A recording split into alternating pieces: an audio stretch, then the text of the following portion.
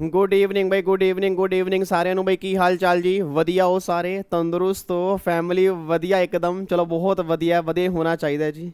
आप सभी का एक बार फिर से स्वागत है जिस शो का नाम है टैक्स दरबार विद वीजी। तो आज वीडियो नंबर 2 आज हम स्टार्ट करने जा रहे हैं जी। वीडियो नंबर 1 सर्विस चार्ज के बारे में आपको पूरी क्लैरिटी मिल चुकी होगी कि सर्विस चार्ज देना है नहीं देना, बिल में लगा हो तो क्या करना है, कंप्लेन कहाँ पे करनी है, वो सारी बातें वीडियो नंबर 1 के अंदर मैंने आपको बता दी हैं। वीडियो नंबर 2 मैं इस यूट्यूब पर भी डाल रहा हूँ, अपने नए वाले यूट्यूब चैनल के ऊपर भी डालूंगा, बट अगले आने वाली वीडियोस जो होंगी वो सिर्फ नई यूट्यूब चैनल के ऊपर आएंगी। तो क्या करना है, डिस्क्रिप्शन बॉक्स में जाना है जी, नए यूट्यूब चैनल का लिंक है, ठोक देना सब्सक्राइब का बटन, ठोक देना लाइक का बटन। जितनी प्रैक्टिकल लाइफ से जुड़ी हुई वीडियोस होंगी ना वो सारी की सारी टैक्स की उस चैनल के ऊपर आएंगी जी।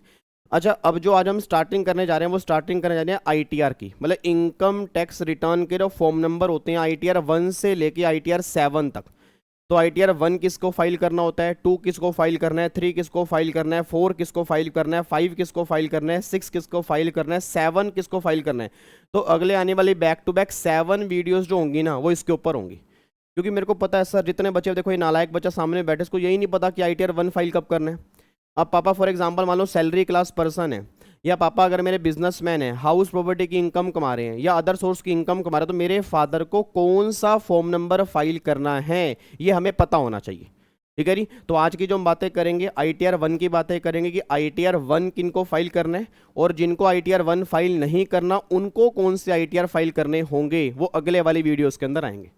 आ रहा है मजा? मैं कह रहा हूँ नज़ारे आ जाएंगे। आप एक एक बात ना घर वालों को कंसल्ट करोगे, अब बाहर पूछने की जरूरत नहीं है कि कौन सा आईटीआर फाइल करना है। और जब ये आईटीआर फॉर्म सारे क्लियर हो जाएंगे फिर मैं आपको आईटीआर फाइल करना भी सिखाऊंगा कि आईटीआर फाइल कैसे करते हैं जी। ठीक है जी। तो अगले आने वाली 7 वीडियोस आपने जरूर देखनी है, क्योंकि हर बच्चे को ये नॉलेज होनी चाहिए कि किस इनकम वाले केस में कौन सा आईटीआर भरना होता है, ताकि आप अगले को बता सको। ये नहीं कि पापा फॉर एग्जांपल सीए से पूछ रहे हैं कि बताना जी कौन सा आईटीआर, पापा को आप खुद बताओ कि पापा आपकी सैलरी की इनकम है आईटीआर 1 फाइल करो, पापा आपकी बिजनेस की इनकम है आईटीआर 3 फाइल करो, पापा अगर आपको 44AD लेना है, प्रिजम्पटिव स्कीम लेनी है, आईटीआर 4 फाइल करो। मतलब आपको ये पता होना चाहिए कि हमें कौन सा आईटीआर हमें फाइल करना है। ठीक है जी। तो आज जो बातें करेंगे वो कौन सी बातें करेंगे, आईटीआर 1 की। अगले आने वाली वीडियोस जो होंगी वो 1 बाय 1 एक एक आईटीआर हम क्लियर करेंगे। इधर देखो ध्यान से। अब अगर मैं आज के आईटीआर 1 की बात करता हूं तो उसकी पीडीएफ आपके सामने है जी। ये पीडीएफ अगेन मैं टेलीग्राम चैनल पे डाल दूंगा। सर्विस चार्ज वाली पीडीएफ आपको मिल चुकी होगी, ये वाली पीडीएफ भी टेलीग्राम के ऊपर आएगी। आप इसको डाउनलोड करके रख लेना आराम से, ताकि आपको फ्यूचर में अगर कोई डाउट आए तो आप इसको देख सकते हो जी। ठीक है जी। अच्छा, आईटीआर 1 का मुझे नहीं पता, काफ़ी सारे बच्चों को पता है नहीं पता। आईटीआर 1 का नाम क्या है? सहज। सहज का मतलब क्या है एक्चुअली में ना, ये सहज भी है, मतलब भरने बिल्कुल सिंपल है। सबसे सिंपल रिटर्न जो होती है ना वो आईटीआर 1 होती है। रीज़न क्या है? क्योंकि नॉर्मल सैलरी क्लास पर्सन इसको भरते हैं और उनका टीडीएस ऑलरेडी कट चुका होता है, तो इसमें भरने में टाइम नहीं लगता क्योंकि सारी इन्फॉर्मेशन ऑलरेडी फिल्ड होती है। ठीक है जी। बट हाँ, कुछ चीज़ें हमें एडिशनल डालनी पड़ती हैं। तो आप ये लगा लो, अगर आपका नेट सही चल रहा है, नेट में कोई दिक्कत नहीं है, सर्वर अगर डाउन नहीं है ना, तो 5 से 7 मिनट के अंदर ये रिटर्न फाइल हो जाती है जी। मैं आपको फाइल करके भी दिखाऊंगा, बट एक बार पहले समझते हैं कि आईटीआर 1 जो है वो किन किन लोगों को फाइल करना पड़ता है और किन किन लोगों को फाइल नहीं करना पड़ता। अब एक बार मैं आईटीआर 1 की बात करूंगा। सबसे पहला पॉइंट क्या निकल के आ रहा है, आईटीआर 1 जिसका नाम क्या है? सहज। एक होती है आईटीआर 4, उसका नाम होता है सुगम। तो मैं सुगम की बात नहीं कर रहा, जब मैं आईटीआर 4 के ऊपर आऊंगा तो आईटीआर 4 की बात करेंगे। अभी सारी बातें जो होंगी वो आईटीआर 1 की होंगी। नाम क्या इसका? सहज। ठीक है जी। एक बार अब चेक करना आईटीआर 1 जो है किनको फाइल करना है। सबसे पहली बात, आईटीआर 1 जो फाइल करना है इंडिविजुअल के लिए आईटीआर 1 है। इट मीन्स ना तो कोई कंपनी, ना ही कोई एचईएफ, ना ही कोई पार्टनरशिप फर्म, ना ही कोई एओपी, ना ही कोई बीवाई। अगर इंडिविजुअल है उसके लिए आईटीआर 1 की बातें होंगी, इसको छोड़ के किसी के लिए आईटीआर 1 की बातें नहीं होंगी। अच्छा, अभी इंडिविजुअल कौन सा? वो कह रहे हैं for individual having income from salary. अगर आपकी सैलरी की इनकम है, 1 हाउस प्रॉपर्टी। सबसे मेन बात क्या देने वाली है कि अगर आपकी हाउस प्रॉपर्टी एक हाउस प्रॉपर्टी है, इट मीन्स अगर मेरी मोर देन 1 हाउस प्रॉपर्टी है तो मेरी जो रिटर्न होगी वो आईटीआर 1 के अंदर नहीं होगी। बस ये बात ध्यान दो। सर अगर मेरे पास 2 घर हैं, 3 घर हैं, 4 घर हैं, तो उसकी मुझे रिटर्न फाइल करनी है, तो आईटीआर 1 मेरे लिए नहीं है। आईटीआर 1 उन लोगों के लिए है जिनके पास सिंगल हाउस प्रॉपर्टी है। ठीक है जी। तो मेरी सैलरी की इनकम है, या 1 हाउस प्रॉपर्टी, अदर सोर्स की इनकम है, ठीक है जी, या एग्रीकल्चर इनकम अगर 5000 तक है, और ये सारी इनकम जो है ना, टोटल इनकम अगर 50 लाख रुपए तक आपकी है, तो आईटीआर 1 फाइल करोगे। जैसे फॉर एग्जांपल अगर मान लो सैलरी क्लास पर्सन है, आपके फादर की सैलरी पूरे साल में 1 करोड़ रुपए है, तो ITR 1 उनके लिए नहीं है। सर मेरे फादर की सैलरी पूरे साल में 70 लाख रुपए है, ITR 1 उसके लिए नहीं है। सर मेरे फादर की सैलरी जो है ना, फॉर एग्जांपल मान लो 45 लाख रुपए है, साथ में इंटरेस्ट की इनकम भी है, वन हाउस प्रॉपर्टी की इनकम भी है, और टोटल होके 50 लाख से ऊपर जा रही है, तो क्या ITR 1 है? Answer is no. It means अगर तुम्हारी टोटल इनकम 50 लाख तक है इन सबको मिला के, तब तो ITR 1 फाइल करोगे। अगर टोटल इनकम 50 लाख से ऊपर होगी, उस केस में ITR 1 नहीं है। पहली बात तो ये बात क्लियर होती है। बट अब अदर सोर्स की इनकम है, कौन कौन सी इनकम नहीं होनी चाहिए वो भी हम डिस्कस करेंगे। तो एक बार चेक करो पहले जी। सबसे पहली बात, ITR 1 एप्लीकेबल किसके ऊपर होती है? अगर कोई रेजिडेंट है अदर देन RNOR, मतलब RNOR को छोड़ के, तो मतलब किसकी बात कर रहे हैं? ROR की बात कर रहे हैं। तो अगर कोई RNOR है या अगर कोई NR है, अगर उसको सैलरी मिल रही है ना, उस केस में ITR 1 नहीं है। तो ITR 1 किसके लिए है? कि अगर कोई रेजिडेंट इंडिविजुअल है और जो ROR वाली कैटेगरी में कवर हो रहा है, उसके लिए ITR 1 है। तो आप चेक करना, अगर आपके पापा सामने बैठे, मैंने पहले भी कहा था, पापा मम्मी चाचा चाची दादा दादी नाना नानी सब ने इस यूट्यूब चैनल के ऊपर आना है, प्रैक्टिकली बातें सीखनी है, ठीक है जी। अब अगर आपके फादर सामने बैठे, अंकल सामने बैठे हैं ना, अंकल से पूछो इनकी सैलरी की इनकम है, चेक करना अंकल ITR 1 फाइल करते होंगे अगर इनकम इनकी 50 लाख तक है। अब ये चाचा जी सामने बैठे हैं, इनकी भी सैलरी की इनकम है, चाचा जी कह रहे हैं हाँ हाँ हम भी ITR 1 फाइल करते हैं। तो सिंपल सी बात है, जिनकी सैलरी की इनकम है, अदर सोर्स की इनकम आ रही है, या एक हाउस प्रॉपर्टी से इनकम आ रही है, या अगर एग्रीकल्चर इनकम 5000 तक है और टोटल इनकम जो है वो 50 लाख तक होनी चाहिए, तो ITR 1 आपको फाइल करनी। तो देखो यहाँ पे क्या लिखा है, रेजिडेंट ROR वाली कैटेगरी, RNOR यहाँ पे कवर नहीं होंगे अगर उस इंडिविजुअल की इनकम है सैलरी की इनकम या pension income. Pension income means, it means अगर आपके फादर रिटायर हो गए हैं, रिटायरमेंट के बाद अगर पेंशन इनकम आ रही है, तो ITR 1 फाइल कर सकते हैं। Income from one house property note A case of brought forward loss, मतलब एक हाउस प्रॉपर्टी से आने वाली इनकम अगर आपको है तो ITR 1 फाइल करोगे। आपके लॉसेस नहीं होनी चाहिए। इट मीन्स अगर आपके लॉसेस हैं जो कैरी फॉरवर्ड करने हैं, तो ITR 1 आपके लिए नहीं है, बस ये बात ध्यान देना चाहिए। उसके बाद ये इनकम फ्रॉम अदर सोर्स, आपके अदर सोर्स से इनकम आ रही है, चाहे वो इंटरेस्ट की इनकम आ रही है, डिविडेंड की इनकम आ रही है, but lottery betting gambling race horse ये वाली इनकम आपकी नहीं होनी चाहिए। इट मीन्स अगर आपकी लॉटरी से इनकम आ रही है, रेस हॉर्स से इनकम आ रही है, तो उसके लिए ITR 1 नहीं है वो अदर सोर्स की इनकम, बट इसके लिए ITR 1 नहीं है। तो ITR 1 फिर किसके लिए हो गया? सैलरी की इनकम है, पेंशन की इनकम है, एक हाउस प्रॉपर्टी से आपकी इनकम आ रही है, अदर सोर्स से आपकी इनकम आ रही है, बट ये टोटल इनकम जो है 50 लाख तक होनी चाहिए। उसके बाद further in case where the income of another person like spouse minor child etcetera is to be club with the income of the tax payer, this return form can be use only when such income falls in any of the above category. मतलब कहना क्या चाह रहे हैं कि अगर clubbing of income वाला case है, तो उस केस में भी आपका ITR 1 जाएगा, बट जो क्लबिंग हो रही है वो उसी हेड में क्लबिंग होनी चाहिए जो ऊपर दिए गए हैं। मतलब अगर कैपिटल गेन की क्लबिंग है तो ITR 1 नहीं है जी। अगर PGP की क्लबिंग है ITR 1 नहीं है। अगर फॉर एग्जांपल सैलरी क्लब करनी है, तो सैलरी हेड वाले केस में ITR 1 है, तो ITR 1 जा सकता है, ठीक है। तो अब कंक्लूड करो ITR 1 किस केस में है? ITR 1 एक तो सैलरी की इनकम होनी चाहिए, ठीक है जी। अदर सोर्स वाले केस में ITR 1 है, वन हाउस प्रॉपर्टी वाले केस में है, एग्रीकल्चर इनकम 5000 तक है, और इन सबको मिला के टोटल इनकम जो है 50 लाख तक होगी, तो ITR 1 फाइल कर सकते हैं। बट अब गवर्नमेंट ये बात कहती है इन लोगों को ITR 1 फाइल करने की परमिशन नहीं है। इट मीन्स इन लोगों को, इट मीन्स अगर ये ऊपर कवर भी है ना, तो भी ये ITR 1 फाइल नहीं कर सकते जी। अब ये लोग ऐसे हैं जो ITR 1 फाइल कर ही नहीं सकते। कौन कौन से लोग ITR 1 फाइल नहीं कर पाएंगे? अच्छा, जब ये लोग ITR 1 फाइल नहीं कर पाएंगे, तो फिर कौन सा ITR फाइल करेंगे उसको मैं बता दूंगा। बट ये लोग जो है, ये बात तो क्लियर है कि ITR 1 फाइल नहीं कर सकते। एक बार चेक करना जी। सबसे पहली बात, नॉन रेजिडेंट और RNOR, ये तो मैंने आपको बता ही दिया कि अगर कोई NR है या RNOR है, ITR 1 फाइल नहीं कर पाएगा।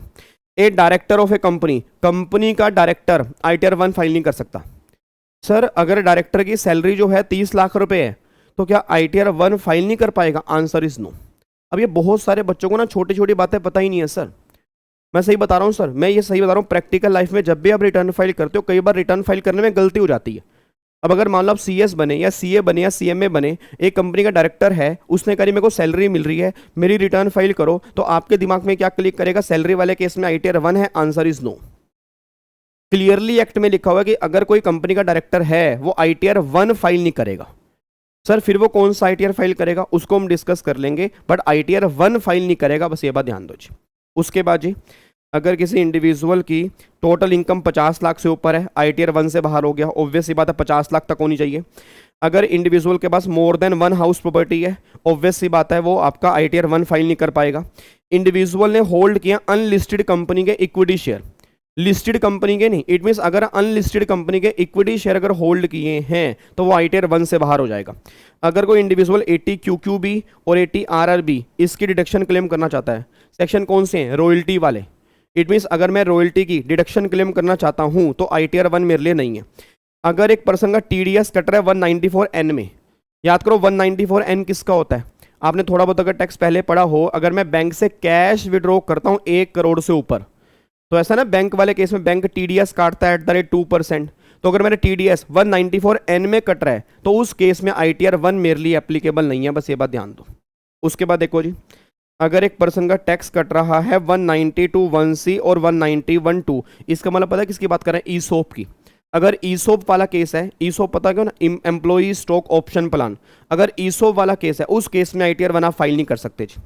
उसके बाद अगर आप डिडक्शन क्लेम कर रहे हो सेक्शन 10AA या पार्ट C ऑफ चैप्टर 6 से, 10AA SEZ वाला और पार्ट C ऑफ चैप्टर 6 से मतलब कौन सा हो गया जी, section 80IA 80IB 80IC 80C to 80U की बात नहीं कर रहे वो सर, बहुत ध्यान सुना, चैप्टर 6A पार्ट C की बात कर रहे हैं, और पार्ट C में कौन सी आती है, 80IA की सीरीज, ठीक है जी। तो अगर आप वो सीरीज क्लेम करना चाहते हो तो ITR 1 आपके लिए नहीं है, क्योंकि ITR 1 तो छोटे मोटे लोगों के लिए, जो सैलरी क्लास पर्सन होते हैं नॉर्मली उनके लिए है, जिनकी एक आधा घर होता है, थोड़ी बहुत इंटरेस्ट की इनकम होती है, वो ITR 1 उनके लिए होती है, ठीक है जी। तो अगर तुम डिडक्शन क्लेम कर रहे हो या 10AA क्लेम कर रहे हो तो भाई साहब ITR 1 तुम्हारे लिए नहीं है। उसके बाद अभी आगे खत्म नहीं हुआ, ITR 1 individual who had brought forward losses to be carry forward under any head, अगर तुम्हें तुम्हारे पिछले साल के लॉस हैं, ब्रॉड फॉरवर्ड लॉस हैं, अगर वो तुम्हें कैरी फॉरवर्ड करने हैं, तुम ITR 1 फाइल नहीं कर सकते जी। मतलब ब्रॉड फॉरवर्ड लॉसेस वाले केस में तुम ITR 1 फाइल नहीं कर पाओगे, ये बात ध्यान देना जी। उसके बाद जी, person claiming deduction under section 57, ठीक है, income taxable under head other source other than the deduction allowed from family pension, it means अगर कोई पर्सन अदर सोर्स के सेक्शन 57 में डिडक्शन क्लेम करना चाहता है फैमिली पेंशन की डिडक्शन को छोड़ के, वो आपका ITR 1 फाइल नहीं कर पाएगा, बस ये बात ध्यान दो। सर इतनी सारी बातें तो हमने कभी प्रैक्टिकल लाइफ में हमने बुक में देखी ही नहीं, ये बातें बुक में देखने को नहीं मिलेंगी, ये बातें कभी आपने एग्जीक्यूटिव सी एंटर में पढ़ी नहीं होंगी सर, आपने बस इतना पढ़ा होगा सैलरी वाले केस में ITR 1, बट आपको रियलिटी में आज दिखा रहा हूँ जी, आपको रियलिटी में आज दिखा रहा हूँ किस लिए, क्योंकि प्रैक्टिकली आप रिटर्न फाइल करोगे, आप सही से कंसल्ट करना कि किसको ITR 1 फाइल करनी है, किसको ITR 1 फाइल नहीं करनी जी। मेरी बात समझ में आ रही है आपको जी? तो सिंपल सी बात, अगर आप 57 की डिडक्शन क्लेम कर रहे हो अदर सोर्स में तो ITR 1 फाइल नहीं कर पाओगे, फैमिली पेंशन की डिडक्शन आप क्लेम कर सकते हो, उसको छोड़ के आप डिडक्शन क्लेम नहीं कर सकते। उसके बाद सेक्शन 90 और 91, एक होता है डबल टैक्सेशन अवॉइडेंस एग्रीमेंट, अगर उसका रिलीफ तुम्हें क्लेम करना है, DTAA का रिलीफ तुम्हें क्लेम करना है तो ITR 1 तुम्हारे लिए नहीं है जी। Individual who wants to claim credit of TDS, अगर आप TDS का क्रेडिट क्लेम करना चाहते हो तो ITR 1 आपके लिए नहीं है जी। अगर किसी इंडिविजुअल की एसेट्स इंडिया से बाहर लोकेट करती है ITR 1 आपके लिए नहीं है। अगर आपका बैंक अकाउंट इंडिया से बाहर सिचुएट करता है ITR 1 आपके लिए नहीं है। या अगर आप सेक्शन 5A में कवर होते हो तो ITR 1 आपके लिए नहीं है। इन लोगों के लिए ITR 1 नहीं है, मतलब अगर आप इनमें से किसी भी कैटेगरी में कवर होते हो तो ITR 1 आप फाइल नहीं कर पाओगे, ये बात ध्यान देना चाहिए। और अभी भी केस खत्म नहीं हुए जी, आपको मैं अभी और भी दिखाता हूँ। अगर आपकी लॉटरी की इनकम है, लॉटरी, रेस हॉर्स, गैम्बलिंग की इनकम है, ITR 1 आपके लिए नहीं है। एक इंडिविजुअल अगर इनमें से कहीं इनकम कमा रहा है तो ITR 1 वो फाइल नहीं कर पाएगा, बस ये बात ध्यान दो। उसके बाद एक और, अगर बिजनेस की इनकम है ITR 1 नहीं है। कैपिटल गेन वाले केस में ITR 1 नहीं है जी। उसके बाद अदर सोर्स की इनकम है, स्पेशल रेट से टैक्सेबल है। स्पेशल रेट मतलब लॉटरी, बैटिंग, गैम्बलिंग, ये स्पेशल रेट वाली है, इस इनकम के केस में ITR 1 एप्लीकेबल नहीं है। उसके बाद ब्लैक मनी, याद करो काला धन, 2 नंबर का पैसा, जब मैंने कहा था कि आपने पैसा छुपा लिया, गवर्नमेंट ने धप्पा कर दिया, उस केस में ITR 1 आप फाइल नहीं कर पाओगे। अगर एग्रीकल्चर इनकम 5000 से ऊपर है आप ITR 1 फाइल नहीं कर सकते। अगर आपके पास मोर देन 1 हाउस प्रॉपर्टी है ITR 1 फाइल नहीं कर सकते। अगर आपकी एसेट इंडिया से बाहर है आप ITR 1 फाइल नहीं कर पाओगे। अगर बैंक अकाउंट इंडिया से बाहर है ITR 1 फाइल नहीं कर पाओगे। ईसोप वाले केस में ITR 1 फाइल नहीं कर पाओगे। इन केस में ITR 1 फाइल नहीं कर पाओगे। अब एक बच्चे के फादर कहते हैं, बेटे जो जैसे ITR 1 में हम फाइल करते हैं तो उसमें कुछ डॉक्यूमेंट भी तो चाहिए होते हैं, वो डॉक्यूमेंट कौन कौन से होते हैं? अंकल आपको एक तो फॉर्म नंबर 16 मिलता होगा, एम्प्लॉयर से फॉर्म नंबर 16 मिलता है ना, तो एक तो फॉर्म नंबर 16 जरूरी होता है ITR 1 फर्निश करने के लिए, एक फॉर्म नंबर 16, और एक फॉर्म 26 AS होता है, ये डिपार्टमेंट की तरफ से होता है। मतलब जो आपका TDS कटा होगा ना, तो फॉर्म नंबर 16 के अंदर वो दिया होगा, तो वो TDS फॉर्म नंबर 26 AS से मैच हो जाता है। एक तो फॉर्म 16 की रिक्वायरमेंट, एक फॉर्म नंबर 26 AS ITR 1 के लिए जरूरी होता है। उसके बाद रिसीट, रिसीट का मतलब आपने PPF में कंट्रीब्यूशन किया, उसकी रिसीट होनी चाहिए। आपने LIC का प्रीमियम पे किया, उसकी रिसीट होनी चाहिए। तो जो भी आप डिडक्शन क्लेम करना चाह रहे हो 80C या 80D के अंदर, उसकी रिसीट भी आपके पास होनी चाहिए जी। पैन कार्ड, ऑब्वियस सी बात है, पैन कार्ड तो होना चाहिए, और बैंक की स्टेटमेंट भी आपके पास होनी चाहिए। जितने भी सेविंग खाते हैं, सारे सेविंग खातों की स्टेटमेंट भी आपके पास होनी चाहिए। ये चीजें जरूरी होती हैं ITR 1 के लिए, इसको छोड़ के कोई चीज नहीं चाहिए होती जी। डन है जी। तो ये सारी बातें ITR 1 से रिलेटेड हैं। तो मेनली बस कंक्लूजन अब क्या निकल के आ रहा है, अगर मैं कंक्लूड करूं तो ITR 1 नॉर्मली सैलरी क्लास लोगों के लिए होती है, जिनकी सैलरी नॉर्मली पूरे साल में 50 लाख तक होती है। अगर वो सैलरी के साथ अदर सोर्स की इनकम कमा रहे हैं तो भी वो ITR 1 फाइल कर सकते हैं। एक हाउस प्रॉपर्टी है तो भी ITR 1 फाइल कर सकते हैं। एग्रीकल्चर इनकम 5000 तब है तो भी एग्रीकल्चर ITR 1 फाइल कर सकते हैं। बट सबको मिला के इनकम 50 लाख तक होनी चाहिए। अगर उससे ऊपर होगी तो ITR 1 उसके लिए नहीं है। और भी कई सारे लोग हैं जो ITR 1 फाइल नहीं कर सकते, बस ये बात ध्यान दो जी। और मैं आपको दिखाऊं, देखो ये आपका ITR का फॉर्म नंबर है, ये ITR है, इसके नीचे मैंने अटैच किया हुआ है, आप इसको देख सकते हो। जिन लोगों ने कभी प्रैक्टिकली फाइल नहीं किया, ये लेटेस्ट असेसमेंट ईयर जो 22-23 है उसका ही है। और आप कमाल की बात देखो कितने पेज का है, एक पेज, बिल्कुल सिंपल है सर, बिल्कुल सिंपल गिरा हुआ, एक पेज, 2 पेज और ये 3 पेज, 3 पेज की रिटर्न आप खुद समझ सकते हो कितनी सिंपल है। और ये सर ऑलमोस्ट डेटा फिल होता है, कुछ भी नहीं करना। फॉर्म 16 के अंदर सब कुछ दिया हुआ है। फॉर्म 26 AS से मैचिंग होगी, मैक्सिमम 5 से 7 मिनट में रिटर्न फाइल होती है, अगर नेट आपका सही चल रहा है, सर्वर आपके सही काम कर रहे हैं। ठीक है, तो जो लोग ITR 1 फाइल करना सीखना चाहते हैं, टेंशन मत लें, एक बार सारे पहले फॉर्म नंबर समझ लें 1 बाय 1, फिर मैं आपको प्रैक्टिकली दिखा भी दूंगा कि रिटर्न किस तरह से फाइल करते हैं जी। बस आपने जुड़े रहना है। आपको मैंने पहले भी कहा था जी, इस YouTube चैनल पे जितनी प्रैक्टिकल बातें होंगी सारी मैं कोशिश करूंगा आपको बताने की धीरे धीरे, ताकि आपको फील हो कि हम प्रैक्टिकल लाइफ में काम कर सकते हैं जी। डन है ना। तो ये PDF में आपके ग्रुप में डाल दूंगा। तो ये आपसे जुड़ी हुई बातें थी ITR 1 से। उम्मीद करूंगा आपको मजा आया होगा। मजा आया होगा तो ठोक दो लाइक का बटन, मैं कह रहा हूं तोड़ दिया करो। YouTube वाले भी कहें नया YouTube चैनल है, बच्चे इतना प्यार दे रहे हैं, मजा आना चाहिए YouTube वालों को भी कि हाँ बच्चे अच्छे बच्चे हैं। ठीक है जी। और आपके पेरेंट्स, रिलेटिव सबको लेके आ जाओ इस चैनल के ऊपर। हम धीरे धीरे टैक्स प्लानिंग की बातें भी करेंगे। बहुत सारी बातें मेरे दिमाग में हैं जो मैं इस चैनल के ऊपर लेके आऊंगा जी। बस आप कनेक्टेड रहें, जुड़े रहें जी, बहुत आगे बढ़ेंगे। ठीक है। तो ये सारी बातें ITR 1 से रिलेटेड थी। उम्मीद करूंगा आपको समझ में आई होंगी। बस इतना क्लियर कर दो, ITR 1 का नाम क्या है, सहज। तो सारे बच्चों ने कुछ नहीं करना, चैट बॉक्स में ITR 1 का पूरा नाम लिखना है जी। ठीक है जी, क्या नाम है, ITR 1 सहज। बस ये कमेंट बॉक्स में आपने लिखना है ताकि आपको रिकॉल हो जाए कि ITR 1 जो है वो सहज है। ठीक है जी। चलो जी, तो फिर बाकी मुलाकात करेंगे अगली वीडियो के अंदर। ठीक है जी, सेम चैनल सेम जगह है, उसके अंदर मैं लेके आऊंगा ITR 2 से रिलेटेड बातें, ITR 2 किसको फाइल करनी है, किसको नहीं फाइल करनी, फिर ITR 3, 4, 5, 6, 7, इस तरह से हमारी वीडियो सब आती रहेंगी जी। ठीक है, थैंक यू सो मच इतना प्यार देने के लिए। खुश रहो, मुस्कुराते रहो, जगमगाते रहो। इंतजार करो अगली वीडियो का, तब तक के लिए सब्सक्राइब करो, लाइक करो, शेयर करो, ठोक दो लाइक का बटन, सब्सक्राइब का बटन ठोक दो। Thank you so much, god bless you, जय हिंद, love you all, bye bye, take care.